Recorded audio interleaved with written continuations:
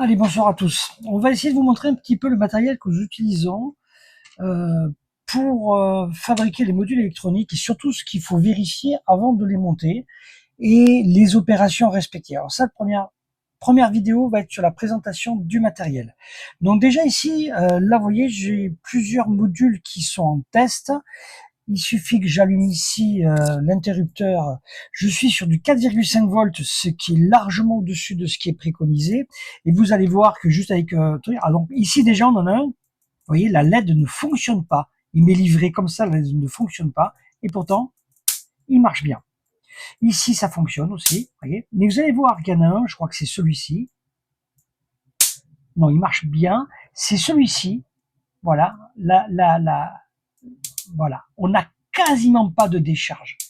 C'est minime. Vous voyez la différence qu'il y a entre les deux? C'est énorme. Voilà. Ça, c'est pour vous dire que lorsqu'on reçoit les modules, ils n'ont pas tous la même capacité, la même puissance. Déjà, il y a des défauts.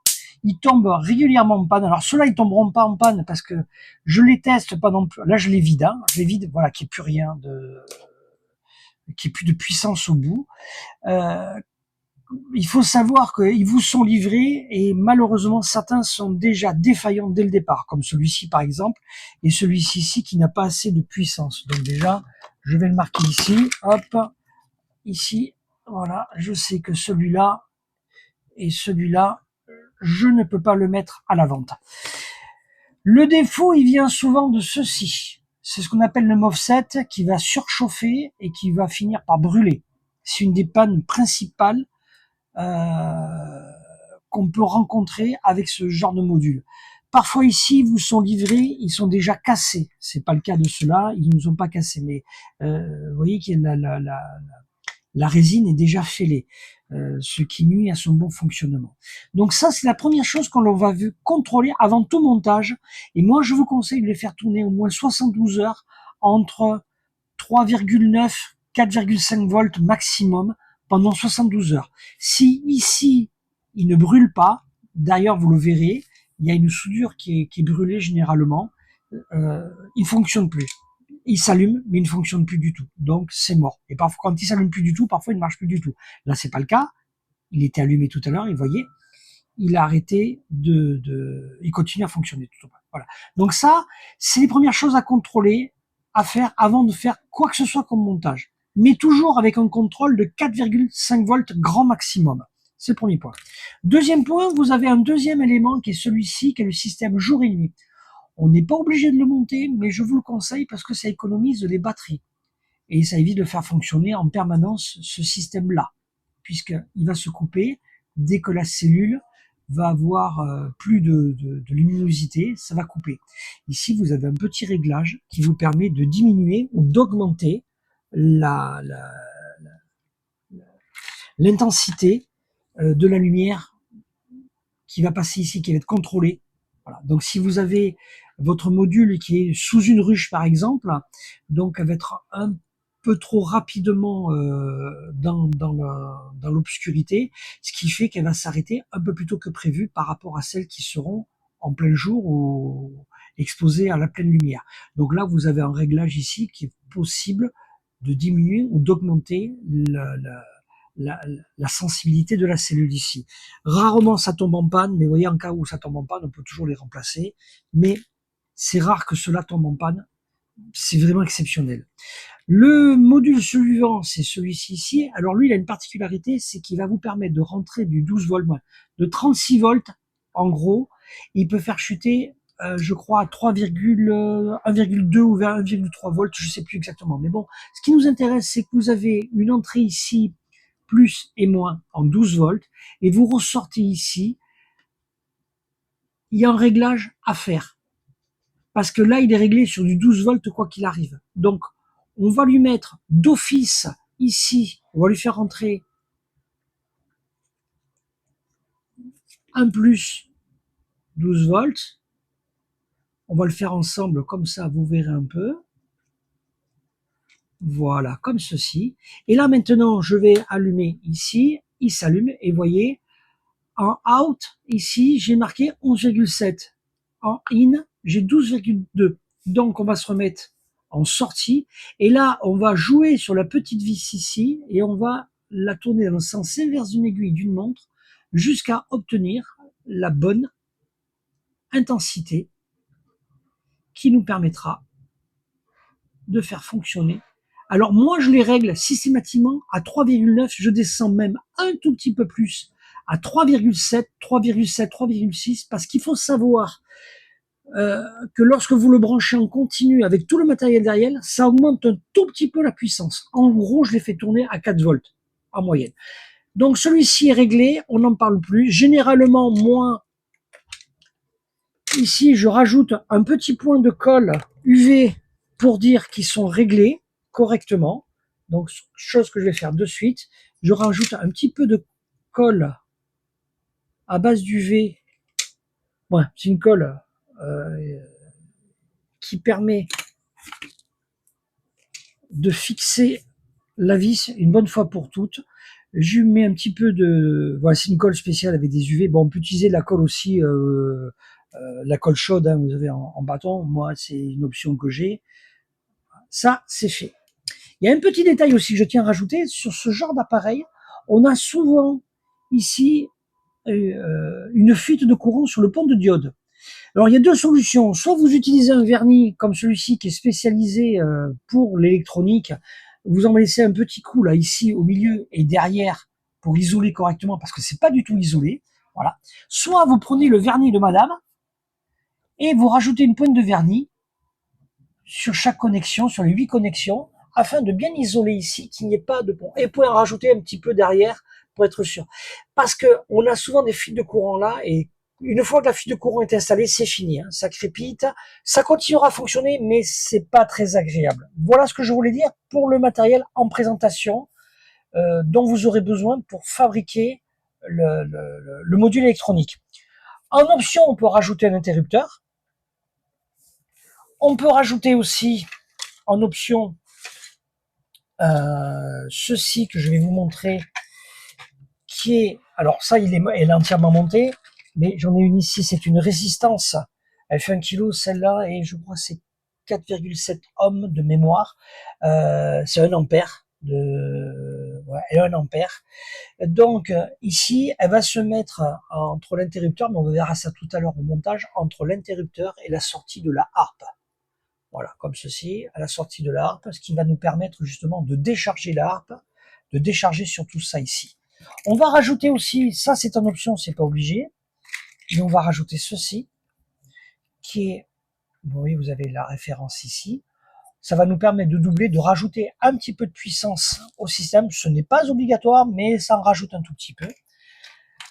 On va se servir de domino comme ceci pour éviter toutes les soudures. Ceux qui veulent souder pourront toujours souder, bien sûr. On va rajouter, ce n'est pas obligatoire, moi je le rajoute ici, à ce niveau-là, je mets un dissipateur de chaleur pour lui permettre de refroidir plus facilement. Ça va un tout petit peu l'économiser, mais ce n'est pas obligatoire. Ceci n'est pas obligatoire, mais je vous le conseille, c'est une diode. Je crois qu'elle fait 45 ampères de mémoire, celle-là. Ouais, c'est une 45 ampères. L'avantage que l'on a, c'est que vous mettez votre entrée moins ici, la sortie moins ici, donc dans ce sens-là, ce qui fait que lorsque, si vous faites une inversion plus et moins dans votre montage, vous ne grillerez pas le système. Si vous n'avez pas ça, vous flinguez votre système. Ça, c'est un gros avantage. Ça va nous permettre de sécuriser notre montage. Je m'en sers aussi pour lorsque je fais des panneaux solaires. Lorsqu'ils ne sont pas équipés, je rajoute ceci entre le plus et le moins, justement pour éviter les inversions. On pourra rajouter des presets doubles comme ceci si vous utilisez mes boîtiers. Voilà, comme moi j'ai des boîtiers comme ceci. Je mets dans cette petite transparente qui est fixée au boîtier ici. Je mets la cellule photoélectrique là-dedans. Donc, elle est protégée de la pluie, parce que ça s'oxyde facilement. Donc j'ai préféré la mettre là-dedans, parce que c'est vrai que sur certains boîtiers, on peut très bien la faire sortir sur un boîtier étanche, hein, vous savez, boîtier gris étanche, on peut très bien monter ça dans un boîtier étanche, c'est pas un souci. Hein. Bon, moi j'utilise ce genre de boîtier, mais tout ce que nous allons faire ici, on n'a pas besoin de ce type de boîtier, hein, on peut très bien le faire. Vous voyez par exemple la diode, je l'ai ici, elle est montée entre deux sucres ou domino, hein, tout dépend dans quelle région on est. Pourquoi? Ça me permet de brancher les fils directement, directement, sans avoir à souder, et surtout à démonter très très vite. Et surtout l'avantage, dans mon cas, c'est que ça se clipse. Elle se clipse directement, vous voyez, hop, voilà, elle se clipse là, et c'est terminé, je branche mes fils, et on n'en parle plus. Et ça permet de démonter aussi rapidement. Bon, je vais pas si je vais y arriver, voilà, à démonter aussi rapidement. On le verra ça tout à l'heure sur la prochaine vidéo en montage. On aura besoin aussi de 2 pontages comme ceci, qui sont doublés. Pourquoi? Alors, il y a soit la possibilité de souder entre là et là un fil. Moi, je ne soude plus parce que ça va plus vite à changer. Non, c'est pas sur celui-là, excusez-moi, je fais une bêtise là. C'est celui-ci. Voilà, on a un pontage qui est obligatoire entre celui-ci et celui-ci. Pour pas le faire ce pontage, ce que je fais, c'est que mon plus qui est ici, voilà, qui rentre là-dedans, mais alors bon, je vais pas l'entrer parce qu'il n'est pas dévissé. Hein. Ici, je vais mettre le pont ici en face là. Ce qui va me permettre de faire mon pontage. Alors évidemment, celui-là est trop court, ça m'aurait étonné que j'ai pas pris le bon, mais c'est pas grave, ça c'est un des vieux montages. Il faut que je le refasse. Donc, vous allez pouvoir prendre d'ici, de là à là. Ouais, je sais pas, non, il n'y arrivera pas. Je le referai avec un autre. Je vais en chercher un autre, 30 secondes, qu'on le voie bien. Voilà. Allez, le voilà. Celui-là, il est vraiment à la bonne taille. Donc, vous aurez besoin d'un fil comme ça. Je le double, pourquoi? Et on va le faire ensemble, comme ça il sera déjà monté. Je cherche le tournevis. Donc on va prendre, non c'est pas celui-là, c'est celui-là, vous voyez, je dis décidément, on fait que des bêtises, ne pas se tromper. On desserre ici complètement, on desserre ici, et donc on alimente là, et on vient ici avec celui-ci, le mettre comme ceci.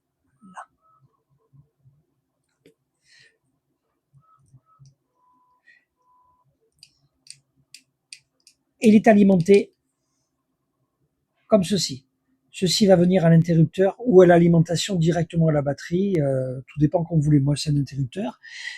Et donc, le pont est fait là. Avant, je faisais les ponts en soudure ici, mais ça veut dire aussi rajouter, nettoyer le système, rajouter un vernis derrière, donc c'est du travail. Et je pars du principe que les vidéos sont faites pour que tout le monde puisse utiliser. Alors, on n'a pas besoin d'utiliser ce type de connectique. Hein. On peut très bien mettre les fils à nu directement. Hein. Vous mettez un fil à nu directement comme ceci, ça marche aussi bien. Moi, je le fais parce que c'est le matériel que je vends et il y a une garantie derrière, donc on est obligé d'avoir un minimum quand même, euh, que ça soit propre. Voilà pourquoi j'utilise des connectiques comme ceci.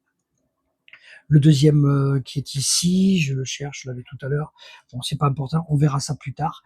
Donc la prochaine vidéo sera au montage. Le deuxième ici est une masse qu'il y a ici. Alors oui, ici, je fais une petite précision pour tous ceux qui font de l'électricité. Beaucoup de gens confondent l'alternatif et le courant continu. Donc si elle n'est pas assez coupée, je vais la couper un peu plus. Le courant alternatif et le courant continu.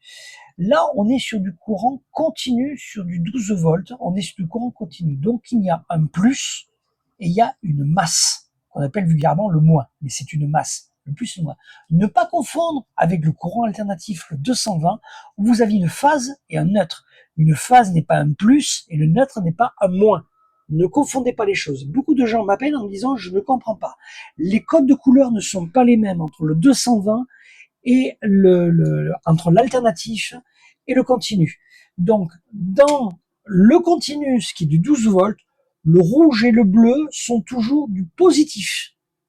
La masse est toujours en noir, marron ou noir.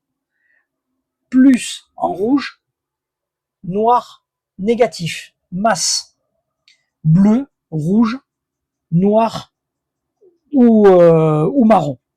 Donc ne confondez pas ça. C'est vrai que je fais en sorte maintenant de mettre les bonnes couleurs parce que les gens se font avoir. Donc vous voyez, là on est sur la masse et ici on est bien sur le plus.